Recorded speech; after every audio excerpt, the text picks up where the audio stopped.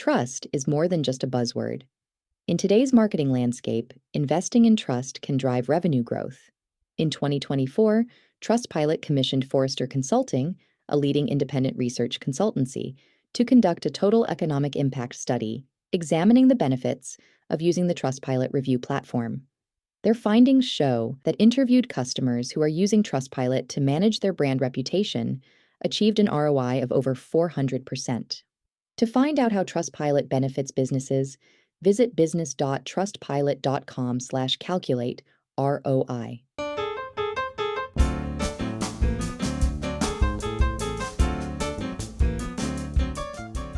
Hi, I'm Erica Wheelis, food and restaurant marketing reporter at Ad Age, and welcome to another edition of the Marketer's Brief podcast, our weekly discussion about marketing news and trends that have the industry buzzing. In 2021, Jim Mollica became the first ever Chief Marketing Officer for Bose. Mollica drew on the brand's history of being started by an MIT engineer and only focusing on sound rather than also offering software or instruments. He also quickly tapped into creators and influencers and had the brand show up in culturally relevant moments, including New York Fashion Week and the NBA All-Star Game. In this episode, Mollica will talk about how music consumption changed during the pandemic and how that led to Bose new earbuds, as well as the creative campaign behind them. Now, here's my conversation with Jim.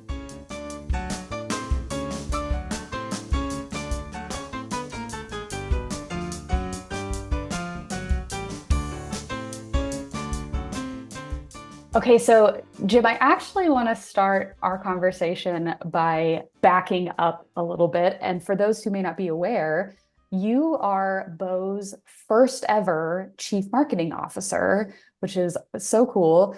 But can you talk a little bit, what made Bose kind of look around and say like, okay, it's time, we need a Chief Marketing Officer? And what was that pitch like to you to say, come do this for us?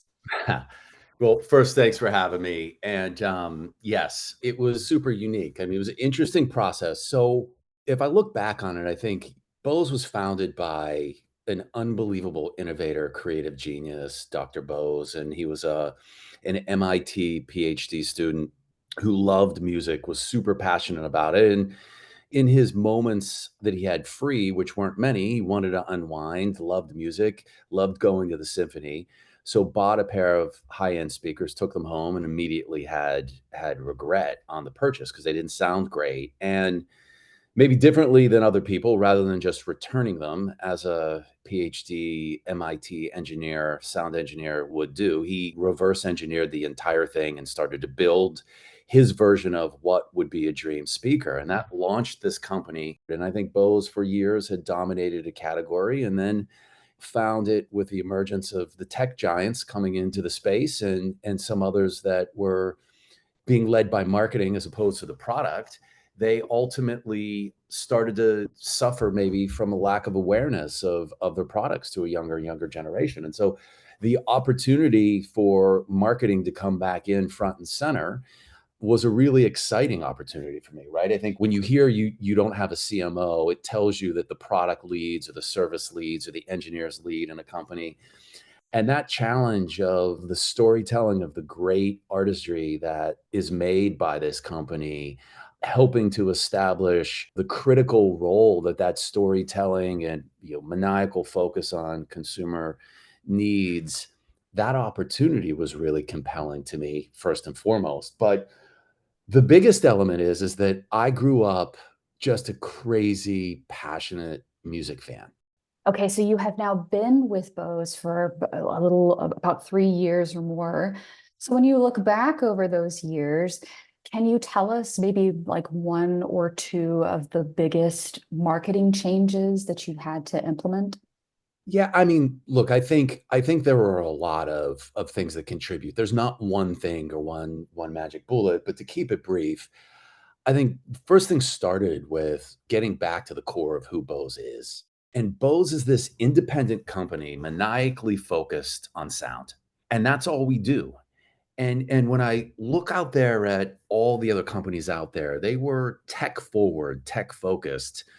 It's all about the ones and zeros, which are important. But in my experience, a passion point like music, the technology is there to serve the emotional needs, that the emotional accelerant that music provides to people. It can help you push through that final mile running. It can elevate the vibe of a party that you're creating to a different level, or it can help you get through a terrible breakup and you're able to wallow in your misery. So like these incredibly intensified emotions. And for the passionate music fan that we serve, is we're a company built by these passionate music fans for these passionate music fans. I started to look at this as like, we don't treat music as a side hustle. It's all we do. We don't make laptops or phones or movies. It's all dedicated to these very distinct listening occasions that people have in their lives. And that is about, emotion, feeling, culture, vibe. And so let's focus on that because that's what we're really doing here. And it feels much more powerful. And then the engineering, the ones and zeros behind it all corroborate that decision that you make, that when you buy this product, you realize this is the best product. So that was first and foremost, really focusing on the emotion, on the culture, on the place that music plays in certain people's lives. That was one. And then the second point was not just talking about it, but actually doing it. And so show up where music is critical or endemic to the environment. And it may not be the first thing you think of. It may feel a little unexpected, but like Fashion Week, of course we should be at Fashion Week. Of course we should be integrated there because it inspires designers to do these incredible things. And every fashion show is choreographed to music. And, things like the NBA All-Star Game, which is really, a giant music and culture festival dressed up in an exhibition sporting event, or festivals, or or in somebody's commute in their car on an everyday basis. And so, I really wanted us to be there in this experiential manner and then focus on content that serves people, that it becomes abundantly clear that this is not your average technology company. This is a company that lives and breathes music. They are going the long tail and partnering with long tail artists that may not be the biggest in the world, but they have a tremendous amount of influence, or incredibly well respected. We get into all kinds of genres and all kinds of environments that you just wouldn't expect from many companies. So I think those were the two biggest foundational pieces that I would speak about.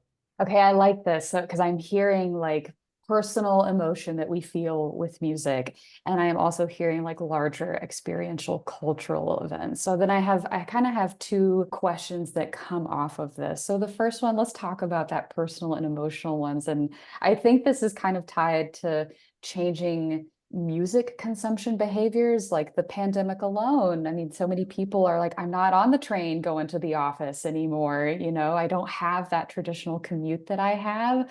So, are you looking at consuming, like how customer behaviors are changing around music consumption now, with like some people are hybrid or not kind of a deal? How does that impact how you guys think about marketing, just to like, here's the one-on-one product for your everyday, what you're doing? Yeah, Erica, you just hit on it, right? Like when you are solely focused on this and this is all you do, again, it's not a side hustle, it's not a hobby. It allows us to go so deep in innovation. So we look at things during the pandemic was probably the most dramatic element, but there's been shifts in music consumption over the past 25, 30 years. But we saw an explosion during the pandemic is things like the opportunity for music to come back front and center in your life in the home, where people not only were listening and discovering a lot more music because they had time, they were looking for, there was also, a bit of the production strike in content and TV. So a lot more time being spent with things like podcasts, things like music streaming services, but also with vinyl, and sitting there and rediscovering the art of music having your full attention, not being background, how you're using it in music, right? The consumption of podcasts like your show, right? Changed, exploded in time spent. And so we have dedicated an entire team that just spends so much time looking at what we've mapped out as these different listening occasions throughout people's lives. There's no one product for your everyday use. Yes, you can have different form factors and different types of products work. However, there's always something that can meet both needs that are stated from consumers and maybe more importantly at times for the biggest innovation, the unarticulated needs. So one of the things that came out during the pandemic was this all day consumption that people were listening to music, whether to focus, whether to escape, whether to distract, whether to entertain. But that music was bleeding into all the rest of their household, into the other members of the family, into their work. And so, with this all day consumption, was one of the inspirations behind our new product, the Ultra Open Earbuds. And, they clip on the back in a very stylish fashion on the back of your ear. And they allow you to have a very personalized listening experience where other people aren't hearing your music, even if they're sitting right next to you. But at the same time, you are situationally aware, which you can be available to the dog needing to go outside, or someone calling your name, or a phone call, or if you're out running in the city and you want to be safe and not get hit by a bike or a car. That's the kind of maniacal focus on innovation that we have. And so this change in the way people consume audio is a celebration for us and is constantly evolving, and why we constantly stay on top of these to create new and innovative experiences around it. Okay, let's stick with the open ear. But I'll save my culture question for later. But the ultra open headphones, you guys have a new campaign out that focuses on these headphones that hear it all the time. The ad stars Tyla, Central C, Don Tolliver, Lisa. We'll put this in the write-up for the podcast so folks can take a look at it. But can you talk about why these artists, like what resonated about them with the brand? Yeah, I mean, I think it's our obligation to celebrate emerging, super creative artists that are there. I mean, our real focus is not like it's all about the celebration of music. And so we think one of our jobs is to be a curator of what's new, what's emerging, what's hot, whether it be genres or whether it be individual artists. And so not partnering with the biggest artists in the world and just having a sponsorship. We really partner with these people, and even on the concept with their teams. And we looked at these very different genres of music, and these artists that are all starting to emerge as incredible forces within their fields, and looked at this from a standpoint of what are some of our favorite emerging artists and what is their life like, where they would have a need for this product and it would improve and heighten the experience within the moment for them. And they all sort of circled around this like glimpse into everyday life. And maybe the most interesting aspect of their everyday life is before a performance, and whether that be in front of a camera or on the stage, and how they use music to get them focused, music to, hype them up, music to get in that proper vibe as they walk onto the set, as they walk onto the stage, and giving people a glimpse into their world at that moment, I thought was a really incredibly interesting concept. Using these emerging artists from these very diverse genres, and then having the entire thing underpinned with a little hidden Easter egg with people that are really in the know, kind of a little wink that the actual track in that spot is done by DJ Mustard, which has worked very, very closely with Kendrick Lamar in some of his biggest, most recent things. So when you see this as a music fan, you're left thinking, yeah, only a company run by like really, really crazy passionate music fans would do something like this. All right, let's take a really short break here to hear this message from our sponsor.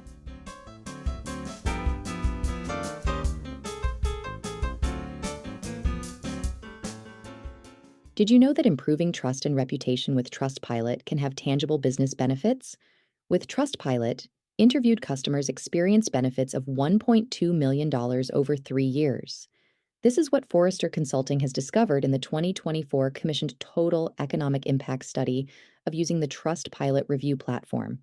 To find out how Trustpilot drove growth for its customers, visit business.trustpilot.com/calculate ROI.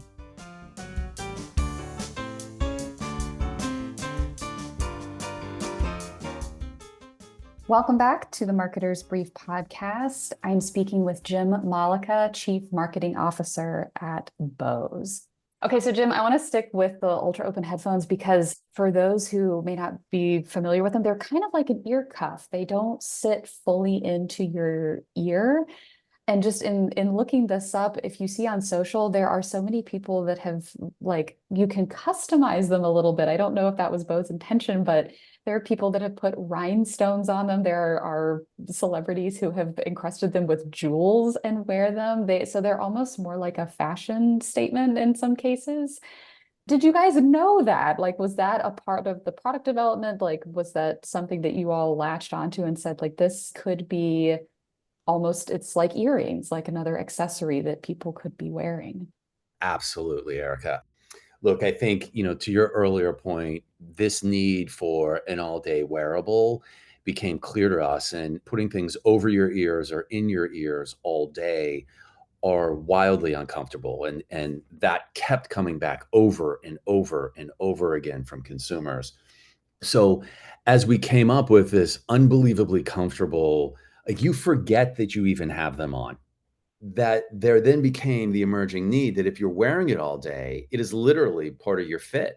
And if it's part of your fit, then you want it to be able to express a bit who you are. So the basic colors that you would see in this industry wouldn't cut it. This interesting, cool design deserves the ability to be able to do some really interesting things. So immediately we went into a partnership with, our in the design of this with Ronnie from Kith and creating these unbelievable Kith collab that we had that came out. And we've done things with Dior, and we've done a bunch of interesting colors and interpretations like Steve Lacy. And he had an interpretation that he wanted to do from a soundboard where he recorded his last record. There's this unbelievably retro soundboard. And so I think it just lends itself to individual expression and creative passion that you're able to use this as a palette for that. So it was a very deliberate attempt by us. That's really fascinating. Okay, can you talk to me a little bit about the social media role in this? Because admittedly, I found these on TikTok. It was people who Bose partner or a Best Buy partner. Can you talk a bit about like what role do creators play in your marketing mix?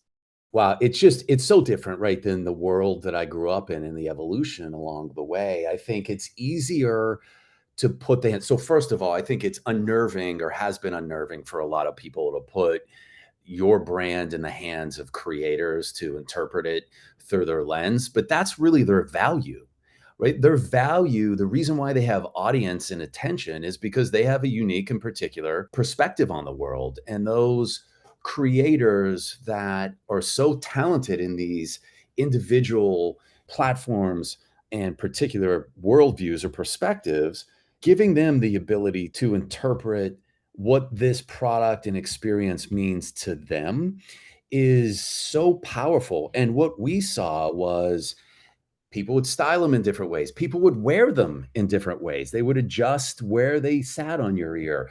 They would talk about the unique value that these products provide to them, which could be different for you or me. And in doing that, it just became a very real and organic way to talk about how this product is revolutionizing the all day wearable for the soundtrack of your life, right? Whether it be music, whether it be podcasts, whether it be taking a call, and how this can play all of those roles for you, but do it in a really interesting way. And those force order rank of needs change for the creators.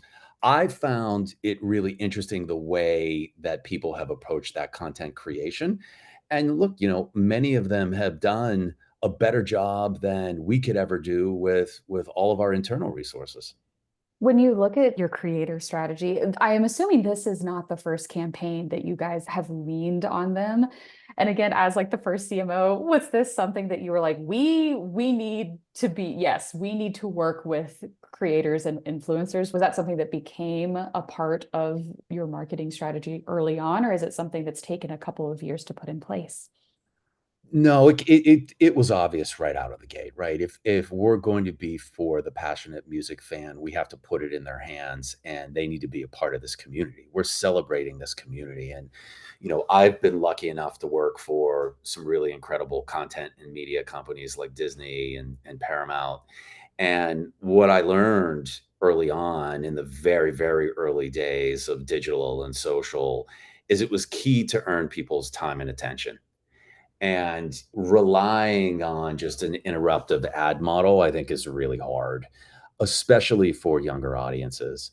And so co-collaborating with your fan base, and it literally has to be a fan base. You have to have people that love music and appreciate, Bose for being this premium brand and creating the best in the categories, or else it doesn't really work. It's not authentic. It feels like a forced integration. And so, right out of the gate, we said, look, we're going to make content. We're going to produce a lot of content. We probably produce 5,000 pieces of content a month. So we act a little bit more like a publisher than we ever would a brand, if you will. And some of that's going to be created by us, and a whole lot of that's going to be created by our community. And that was the start. And you just start to refine that model over time, right? Figuring out what's the interpretation of the music fan in travel? What's the interpretation of the music fan in fitness, right? And in sports. And that's the way that we approach this creator strategy. Can you zoom out? Let's do like the 30,000 foot view. Where does that sit in your overall media mix? Do you have other channels that you're seeing good ROI, OLV, digital, traditional TV? Yeah, yeah. I mean, what is really surprising is just when you think you understand it, it starts to evolve with people's changing media consumption behavior and the pricing model of all of this, right? So what I've seen more recently is, the explosion of streaming audio, not podcasts even, but actual listening to radio via apps. The iHearts of the world, XMs of the world have been undervalued. Traditional TV in the right formats, there's still opportunity in some places where things are undervalued, where, was very different than when I started to go in a completely different direction 15 years ago and double and triple down on the rise of digital. And then just the integration into interesting moments, rather that again for us need to be sound based, right? Whether it's experiential, like some of the things I mentioned previously, or integrated into the unique elements of that product, like gaming. We found a tremendous amount of success in all of those avenues, both from a creative impact and attribution back to the brand, as well as from like a strict MMM standpoint. And realize also doing a lot of these things, like going back to the media or the medium being part of the message, they send a very overt signal that you're for this audience by just being there. 100%. So Bose also turned 60 this year, which is really cool. Looking ahead, what can we be on the lookout from for you guys, for Q4 or into 2025?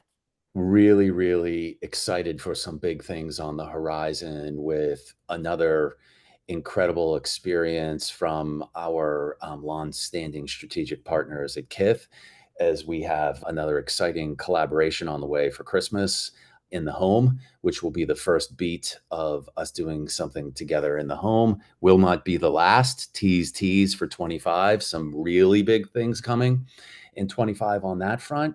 And look for us to continue to focus on these really unique moments within listening occasions and continuing to create both hardware experiences and different software experiences to heighten that emotional sensitivity of you to that entertainment, whether that be music, whether that be film. I think some really big stuff are on the horizon for 25 and the way that you'll experience that through us. Ooh, exciting. Okay.